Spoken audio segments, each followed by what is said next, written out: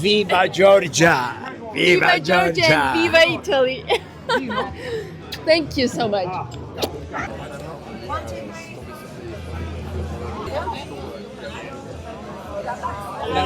ევროკავშირის რეგულაციებით 2001 წელს აიკრძალა ძროხის ხორცის იმ ნაწილისგან სტეიკის გაკეთება ფლორენციულ სტეიქს რაც ჭირდება T-bone თუ სწორად ვიცი რომელიც ძვლის ტვინთან არის ახლოს რეგულაციების გამო პროტესტის ნიშნად დარიომ მოაწყო დიდი გასვენება პერფორმანსი და სტეიკი გაასვენა.